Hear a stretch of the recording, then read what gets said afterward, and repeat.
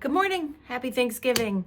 It is 7:30 in the morning here in Madison, New Jersey, and I'm actually in the studio by myself. People will show up on Thanksgiving since we're open 24/7. Maybe a little break from their families from cooking, or just because it's better to be here. Anyway, I got this new little above here setup, so I figured doing a platter and the holiday and stuff, that might be best for you guys to see from the top. We'll see how it works. I did try a video before of a closed pot, and I realized that the top didn't really work. So anyway, I'm gonna make a platter. This is Brooklyn Red. It is 6 pounds. I've sort of spiral wedged it into this sort of poop emoji sort of shape, and we're gonna go ahead and get started. So with a larger piece of clay, I don't start really quickly. You guys can see this is my left elbow, so I'm in selfie mode. So it looks backwards because I'm trying out this new thing and it's a magnet in the back, so I had to flip it, and beta, guys, beta. All right, so this is my left arm and it's locked into my hip bone. My right arm is pulled in. I'm just gonna sort of control those clay grains, get them a little more organized with the wheel going a little slower than I would normally center. Sort of do a little bit of a cone, but I'm really just sort of pushing those extra weird rogue clay grains that are creating it not to be a smooth shape back in. And now I'm gonna go a little faster. I'm gonna scoop my pinky into my ring finger. My whole side of my hand's gonna scoop this in while this side of my hand scoops it in. Wheel's gonna go fast. I'm gonna push towards the middle, and then the clay's gonna come up, and then I'm gonna follow it up. Are you ready? Here we go.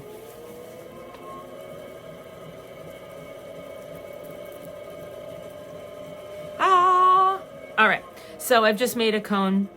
That swirl happens because the clay was going a little slower than I normally would, but you know, I always get a little stressed when I'm doing videos. So again, do I care if this cone is centered? No. What I've just done is taken this 6-pound ball and I've reduced it into smaller pieces, and I'm gonna center smaller pieces as it goes down. So I'm gonna come up on top here, start to cone down. Now I'm not going all the way across.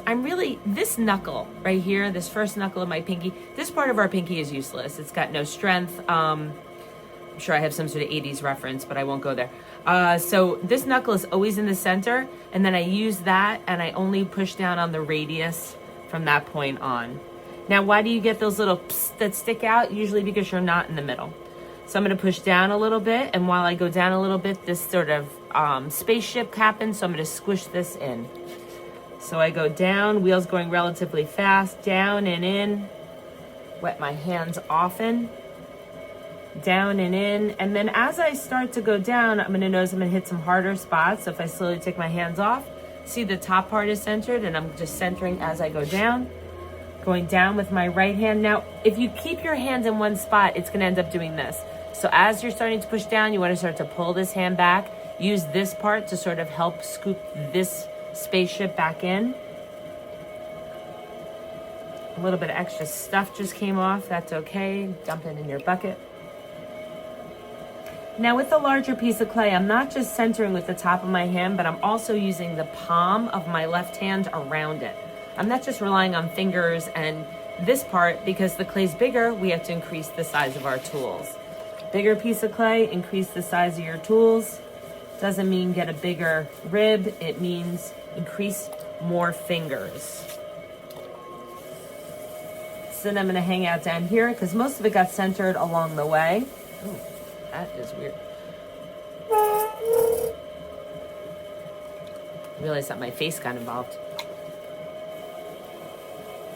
And I'm just gonna sort of hang out here. Now, every once in a while, when you get to this part, you're gonna notice it's just not getting quite centered. It's usually the bottom part. So what I'm gonna do is I'm gonna do a little bit of a coning. Visualize that this is 1,000,000,000,000 small, tiny rocks stacked on top of each other. We want them evenly spaced and the even amount all the way around. But when you have parts that are sticking out here, those are those extra clay grains that just need a little help getting shoved back in. So we're just gonna cone up a little, push those rogue clay grains back in. And what's gonna happen is the outside's gonna feel centered, but now the top is uncentered, because what's happened is those clay grains have pushed those obeying clay grains up. So now we just wanna sort of get them all to listen to each other. And if you have an air bubble, it will never become perfectly centered. It's almost like the ball of mercury, or the ball of the air ball in your level, it's never going to go anywhere. It's just going to kind of keep pushing stuff around. With bigger clay, hopefully it's a little more forgiving in my opinion. But what you can do is pop it as you go. But when you build your walls, you're gonna wanna leave those air bubbles in there until it's leather hard, but we'll get to that later. So now that I've gotten the clay centered tall and high, right? So if I'm gonna make a platter, right, that's like that big, you want that clay to be that wide when you open it up, but super hard to center when the clay is wide, because when you're pushing from out here, it's a very long distance to affect what's going on here. So no matter what, you always want to center the clay narrow and tall, okay? Again, you want to be able, if I push from the back here, I can still affect this clay, but if I'm all the way back here, not going to happen. Now, the tricky part about plays and platters is flattening this clay and keeping it centered, right? So the way that I do that, I've got my hand in that trusty left hand position. Again, I'm backwards, I'm sorry. And I start to push down in the center. Now what happens when I push down in the center is that this clay starts to ooze, and now the spaceship starts to happen. So that's when this hand comes in. This hand is pushing that spaceship back in, or that mushroom. So it's the same thing as when I cone down. I go down a little, and then I kind of go in a little. And what I'm aiming for on that outside is a straight wall. I want this to go straight up and down. I don't want to catch any air under here. And I'm slowly pushing down in the center. The clay's starting to go out, and then my left hand is almost catching it. Oh, that's a problem. Hopefully I can cut my face out of there. So if you don't see my face in the video, it means I was able to edit it, but my face was like right in there. And it was a weird angle. All right. So I'm starting to go down a little bit more. Now, if you happen to be old and have elbow issues, you can start to use your whole arm and your fist. So if I use my fist, that obviously makes me a little stronger, and I start to pull back a little bit. But again, that left hand is catching the clay so that it doesn't start to mushroom out. Now, when you make a plate or a platter, you want to decide immediately if you're going to want a foot. For this, I'm going to go with a pretty standard, old school sort of platter. I'm going to give it a lip or a ledge or a flap or whatever I call it. And so and a foot. So I want it to be thick. A lot of people are always surprised. Remember, that wire tool is going to take a little clay off. You need some room for the bottom of your plate. Plus, you need a really good foot. That foot's going to serve to sort of support it and help it from not warping. Sort of, again, like a thick lip on a bowl. So what I'm doing now is I'm just sort of compressing my clay. My thumb is back here. So I don't want to push this clay and have it start to sort of Guggenheim out, like kind of shape like, this is a weird angle. You don't want it shaped like this, right? So this thumb is catching it. I'm just getting an idea of how much clay I have to be able to stretch it out farther. Now remember, this clay here is going to become, well, not remember, you don't know yet, is going to become the wall of our pot, of our plate. That's going to lift it up a little. Remember, we're not just making a flat sort of disc of clay. We are going to create almost like a little bowl that kind of flares out. So what I'm doing is I'm using my sponge to sort of open up. I've got it soaking wet. I'm using all 4 fingers across the sponge.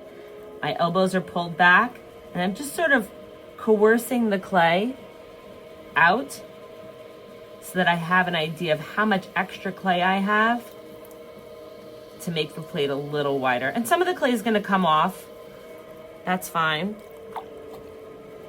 Going a little bit more. I'm also compressing. So by compressing the clay, I'm also trying to get it not to warp in the end, right? The thinner your plate, the more likely it is to warp. And that goes for anything. That goes for your slab, for your bowl. I'm sort of compressing the side here so that that spaceship doesn't happen. And then in a second, I'm going to check how thick the bottom of my platter is. All right. I'm gonna take my trusty Mud Tools Shark here with my pin tool that's in my trimming tool. I'm gonna push it through. And I am looking at about 1 inch of clay. That is what I want, because remember, that might be a little easier to see. The wire tool is gonna take off some, and then you need the floor, and then you really need a good foot. If you're putting a good foot, then you can glaze the inside of your plate, which I think looks better on a plate. On a bowl, it's not so crazy to have this small raw part of clay, but when you have a wide spot, it's kind of nice to be able to glaze that. And you can only glaze that if you have a large enough foot. Now, one of the things also you could do, this is just a regular masonite bat, but you could throw on a hydro bat. And that hydro bat is going to make it so that you don't have to, you won't have to wire the bottom. It just kind of pops off. But it's a little harder because it starts to make the clay dry out faster while you're throwing. So right now, I've got myself probably about a 12-inch base. Now this is just gonna be the food area. This is where whatever you're gonna serve is gonna be. All of this extra clay here is going to become the sort of frame of that food.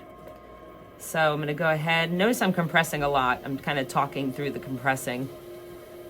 And now right here, I've decided that this is where I'm going to start the wall of my pot, okay? So what I'm gonna do is I'm gonna take my finger with my sponge, I'm gonna get underneath there, start with my hand on the inside here, start to compress, scoop up that clay, and then I'm gonna go ahead and bring it up just a little bit. That's gonna give me a head start. I'm gonna start under here again, push that clay all the way. As I'm going, it helps to compress it, scoop up from the bottom, and then I'm gonna start to pull up a little. Biggest mistake you can make is make the lip of this too thin, so don't come to a point and compress every time.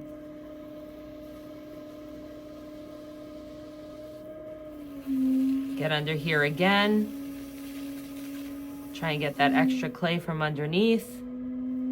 So I'm sort of I'm pulling out at sort of an angle, right? I'm not going straight up because I do want to sort of give myself a little bit more width. I started with the food around here, and now I'm going to make it so we could put a little bit more food here. So this is hanging a little bit from the side here.